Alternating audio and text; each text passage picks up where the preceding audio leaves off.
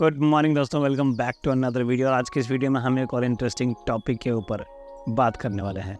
अक्सर आपने देखा होगा जब भी हम लैंडस्केप फोटोग्राफी करते हैं, प्रोडक्ट फोटोग्राफी करते हैं या फिर किसी ऐसे सिचुएशन में हम फोटोग्राफी कर रहे हैं जहाँ पे हमारा फोरग्राउंड और हमारा बैकग्राउंड दोनों ही हमें फोकस में चाहिए होता है। फॉर एग्जांपल हम किसी लैंडस्केप फोटोग्राफी कर रहे हैं और हम चाहते हैं कि हमारा जो लैंड है वो भी फोकस में रहे, स्काई भी फोकस में रहे, बैकग्राउंड में फ्लावर्स है वो भी फोकस में रहे। काफ़ी बार आपने मैक्रो फोटोग्राफी में देखा होगा, इंसेक्ट्स की फोटोग्राफी में देखा होगा, जहाँ पे सब कुछ एक्जैक्ट फोकस में रहता है। फिर चाहे फोरग्राउंड हो या फिर बैकग्राउंड, सब कुछ फोकस में रहता है। कैमरे की इनबिल्ट सेटिंग में अगर आप जाते हैं जहाँ पे आपको F value starting from 1.2 going all the way to 32 तक जाता है, अगर आप F32 पे भी शूटिंग करेंगे तो भी आपको वो रिजल्ट नहीं मिलेगा जो आप एक्सपेक्ट करते हैं, जहाँ पे आपका फोरग्राउंड और आपका बैकग्राउंड दोनों ही टैक्ट शार्प फोकस में रहे। इस प्रॉब्लम को सॉल्व करने के लिए निकॉन के कैमरास में आता है एक स्पेशल फीचर जिसे हम कहते हैं focus shift shooting. Focus shift shooting Nikon के D850 में भी आता था, उससे कैरी फॉरवर्ड करके निकॉन के जितने भी मिररलेस कैमरास आते हैं including Z6, Z6 II, Z7, Z7 II, Z8, Z9, इन सभी कैमरास में आपको फोकस शिफ्ट शूटिंग का ऑप्शन मिलता है। और आज के इस वीडियो में हम यही देखेंगे फोकस शिफ्ट शूटिंग वर्क किस तरीके से करता है, किन किन चीज़ों का आपको ध्यान रखना चाहिए अगर आप फोकस शिफ्ट शूटिंग का यूज़ कर रहे हैं तो। वैसे आपको बता दो, निकॉन एकलौती कंपनी नहीं है जो फोकस शिफ्ट शूटिंग का फीचर अपने कैमराज में देती है। कैनन के R5 और R6 में भी ये फीचर आपको देखने को मिलता है। इनफैक्ट सोनी के A7R4 में आप इस फीचर को यूज़ कर सकते हैं। अनफॉर्चुनेटली वहाँ पे इनबिल्ट फीचर नहीं, वहाँ पे एक थर्ड पार्टी का एप्लीकेशन यूज़ करके आप फ़ोटोज़ को स्टैक कर पाएंगे। इसके अलावा पैनासोनिक के भी कुछ कैमराज हैं जिसमें ये सारी फीचर आपको इनबिल्ट मिलता है। फूजी फिल्म के भी कुछ कैमराज हैं जिसमें ये आपको इनबिल्ट मिलता है। बट निकॉन के एक लंबे लाइनअप में ये फीचर आपको इनबिल्ट मिलता है, जो कि बहुत अच्छी बात है एक निकॉन यूज़र के लिए। अगर आपने भी अभी तक फोकस शिफ्ट शूटिंग को ट्राई नहीं किया है तो प्रोबेबली चांसेस है कि इस वीडियो के एंड होने के बाद एक बार डेफिनेटली इस फीचर को ट्राई करना चाहेंगे। सबसे पहले आपको बता दें, फोकस शिफ्ट शूटिंग को यूज़ करने के लिए आपको मेनली 3 चीज़ों की ज़रूरत पड़ेगी। सबसे पहला आपका camera, Z6, Z6 II, Z7, Z7 II, Z8, Z9, इन सभी में फोकस शिफ्ट शूटिंग का ऑप्शन आपको इनबिल्ट मिलता है। कैमरा के अलावा आपको चाहिए फोटोशॉप एप्लीकेशन, इसके अलावा आपको चाहिए कंप्यूटर जिसमें फोटोशॉप एप्लीकेशन रन करेगा। ये 3 बेसिक चीज़ें हैं जो आपको चाहिए। उसके बाद आप इस तरीके की इमेज कैप्चर कर सकते हैं निकॉन के कैमरास के साथ। आप जानते हैं फोकस शिफ्ट शूटिंग एक्चुअली में वर्क किस तरीके से करता है। आप जानते हैं एफ वैल्यू जो कि कैमरास में जिससे हम अपर्चर वैल्यू के नाम से जानते हैं। F value starting from 1.2 going all the way to 32 की मेजॉरिटी लेंसेज में और काफ़ी सारे लेंसेज में 32 तक एफ वैल्यू चला जाता है। जैसे जैसे हम हमारे एफ वैल्यू को इंक्रीज़ करते रहते हैं, जैसे 1.2, 1.8 एंड सो ऑन, जितना भी ज़्यादा हम इंक्रीज़ करते हैं हमारा जो फोकस का डेप्थ है वो बढ़ता जाता है। फील्ड ऑफ व्यू जो है हमारा वो भी बढ़ता जाता है। तो जैसे जैसे हमारा फोकस का डेप्थ बढ़ता है, आपको बता दो फोकस का डेप्थ इतना भी ज़्यादा नहीं होता है कि पूरे सीन को एक साथ फोकस में लिया जा सके, इसलिए हम यूज़ कर सकते हैं focus shift shooting. Focus shift shooting basically आपके लिए करता क्या है, वो अलग अलग फोकस पॉइंट्स पे आपके लिए मल्टीपल इमेजेस कैप्चर करता है एक ही सीन का। उसके बाद फोटोशॉप जैसी एप्लीकेशन को यूज़ करके आप उन सारी इमेजेस को 1 बाय 1 एक के ऊपर एक ओवरलैप कर देता है। उसके बाद एक नया इमेज जनरेट करके देता है आपको, जो कि होता है फोकस्ड इमेज, और उस इमेज में सब कुछ आपको फोकस में दिखता है, जैसा कि करंटली आप इस इमेज में देख पा रहे होंगे। ये इमेज हमने DJI के माइक्रोफोन का लिया था, जहाँ पे फ्रंट में हमारा DJI का माइक्रोफोन है, रियर में आपको दिखता है एक बॉक्स रखा है, उसके ऊपर टाइप C का केबल है, लाइटनिंग पोर्ट का केबल है, और वो सब कुछ फोकस में है। A to Z फ्रंट से लेके बैकग्राउंड तक, इनफैक्ट वॉल भी फोकस में है।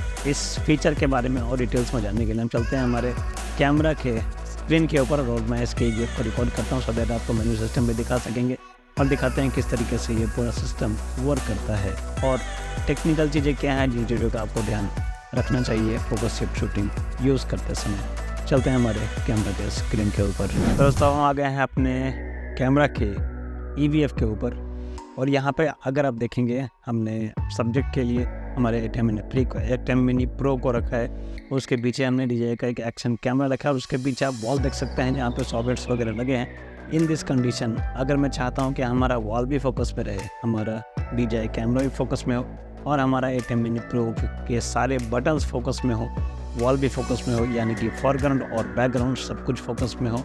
और करंटली जो मैं लेंस यूज़ कर रहा हूँ वो है 2470 f4 लेंस, जो कि किट लेंस है, निकॉन Z6 के साथ आपको मिलता है।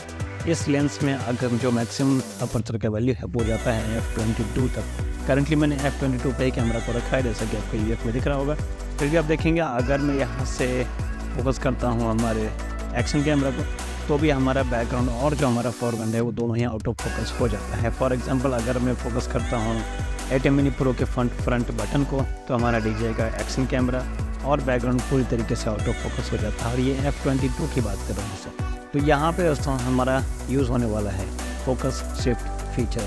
फोकस शिफ्ट फीचर के लिए बता दो आपको क्या क्या चीज़ें आपको ध्यान में रखना है। सबसे पहले आपका कैमरा होना चाहिए फ़ोटो मोड में। नेक्स्ट, आप किसी भी मोड में शूट कर सकते हैं। For example manual mode, aperture mode, shutter mode, किसी में शूट कीजिए, उसी से फ़र्क नहीं पड़ेगा। फ़ोटो मोड में आपके कैमरा को रख लीजिए और आपका जो फोकस मोड है वो ऑटोमेटिक होना चाहिए, मैनुअल फोकस नहीं होना चाहिए। एफ वैल्यू को आप कोशिश कीजिए 10 या 11 पर रख दीजिए। फॉर एग्जांपल मैं यहाँ 11 पर रख देता हूँ। ISO हमारा ऑटो में है, शटर स्पीड मैंने अपने अकॉर्डिंग सेट कर लिए ताकि हमारा सीन प्रॉपरली एक्सपोज हो। इसके अलावा आपको चाहिए एक ट्राइपॉड।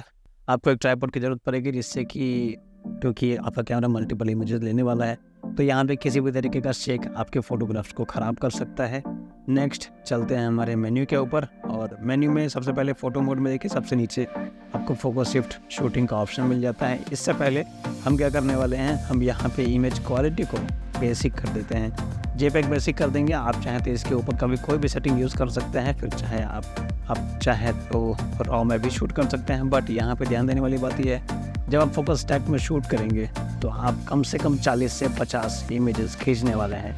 50 इमेजेस अगर आप रॉ में खींचेंगे और सारी इमेज को एक साथ प्रोसेस करेंगे तो डेफिनेटली वो थोड़ा सा टाइम भी लेगा, और उसके लिए आपका सिस्टम भी उतना एडवांस होना चाहिए जो कि 50 रॉ इमेजेस को एक साथ प्रोसेस कर सके।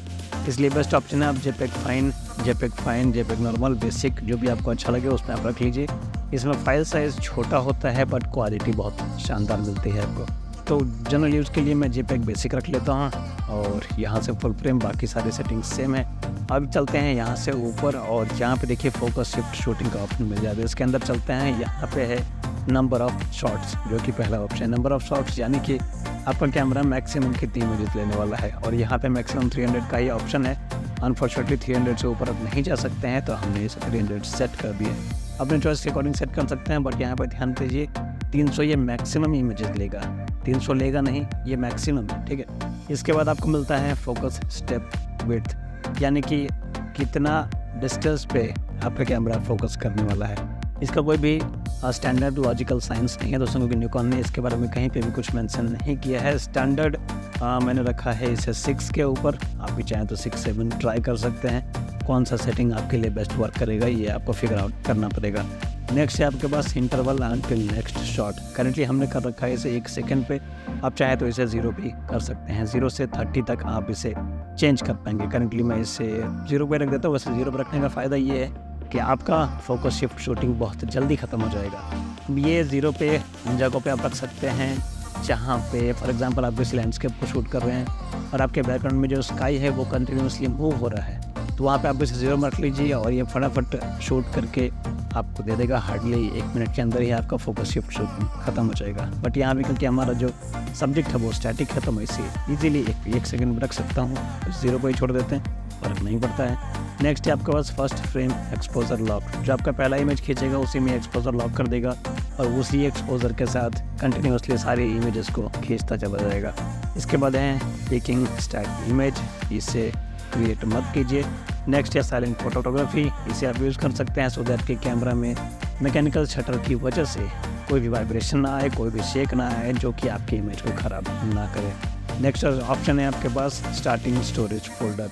यहाँ पे आपको ध्यान रखना है, आपको न्यू फोल्डर पे टिक करना है। न्यू फोल्डर पे टिक करने से क्या होगा, जितनी भी स्टैक इमेजेस कैप्चर करेगा वो सारी इमेजेस एक डेडिकेटेड फोल्डर में सेव कर देगा आपके लिए, सो दैट कि जब आप फोटोशॉप में इसे एडिट करने जाएंगे तो आपको ज़्यादा ढूंढना नहीं पड़ेगा, काम काफ़ी ज़्यादा आसान हो जाएगा। और यहाँ पे कर दिया reset file number, so that जितनी बार आप स्टैक करेंगे फ़ोटोज़ को, फॉर एग्जांपल अभी अगर इसने 40-50 फ़ोटोज़ खींच ली, मैंने उसे एडिट कर लिया, और अगर मैंने उन फ़ोटोज़ को डिलीट नहीं किया और मैं दोबारा से अगर फोकस शिफ्ट शूटिंग फीचर का इस्तेमाल करता हूँ तो ये फिर से एक नया नंबरिंग स्टार्ट करेगा हमारे नए फ़ोटोज़ के लिए, जो कि काफ़ी बेहतर ऑप्शन है।